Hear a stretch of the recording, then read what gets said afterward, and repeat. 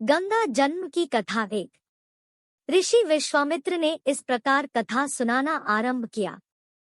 पर्वतराज हिमालय की अत्यंत रूपवती, लावण्य में एवं सर्वगुण संपन्न दो कन्याएं थी।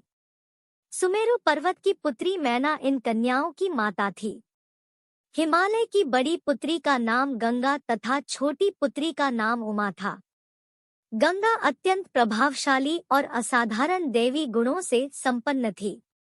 वह किसी बंधन को स्वीकार न कर मनमाने मार्गों का अनुसरण करती थी। सकी इस असाधारण प्रतिभा से प्रभावित होकर देवता लोग विश्व के ज्ञान की दृष्टि से उसे हिमालय से मांग कर ले गए।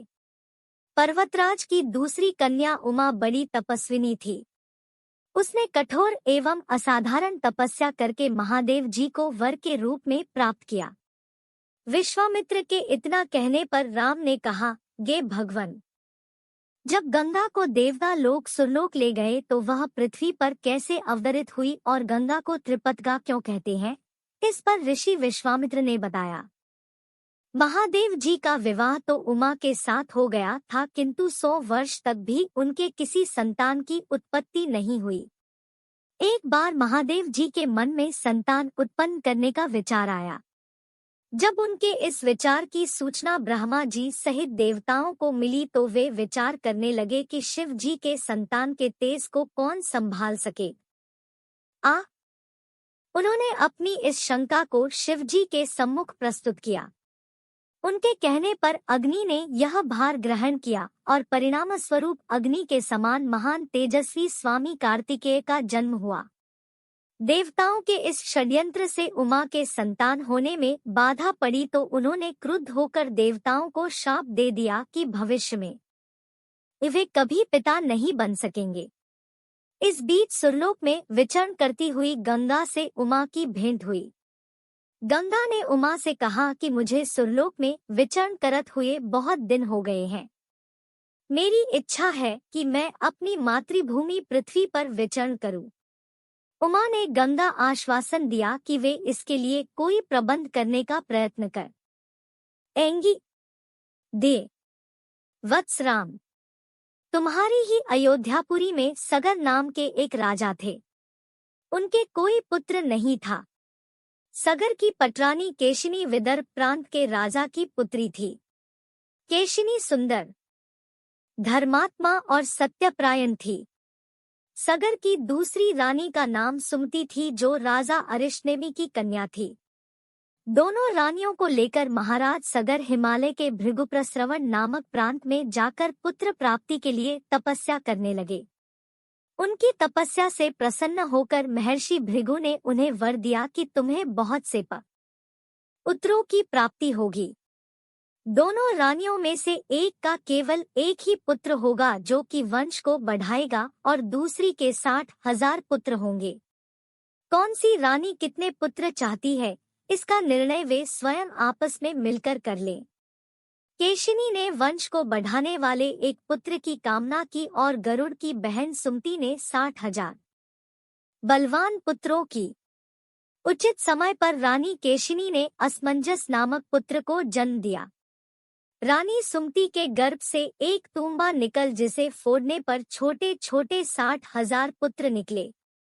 उन सबका पालन पोषण घी के घड़ों में रखकर किया गया। कालचक्र बीतता गया और सभी राजकुमार युवा हो गए। सगर का ज्येष्ठ पुत्र असमंजस बड़ा दुराचारी था और उसे नगर के बालकों को सरयू नदी में फेंक कर उन्हें डूबते हुए देखने में बड़ा आनंद आता था। इस दुराचारी पुत्र से दुखी होकर सगर ने उसे अपने राज्य से निर्वासित कर दिया। असमंजस के अंशुमान नाम का एक पुत्र था। अंशुमान अत्यंत सदाचारी और पराक्रमी था। एक दिन राजा सगर के मन में अश्वमेध यज्ञ करवाने का विचार आया। शीघ्र ही उन्होंने अपने इस विचार को कार्यरूप में परिणत कर दिया। राम ने ऋषि विश्वामित्र से कहा, गुरुदेव, मेरी रुचि अपने पूर्वज सगर की यज्ञ गाथा को विस्तार पूर्वक सुनने में है।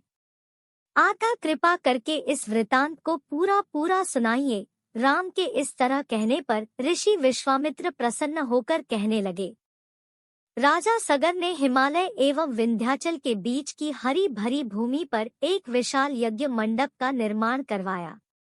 फिर अश्वमेघ यज्ञ के लिए श्यामकर्ण घोड़ा छोड़कर उसकी रक्षा के लिए पराक्रमी अंशुमान को सेना के साथ उसके पीछे पीछे भेज दिया।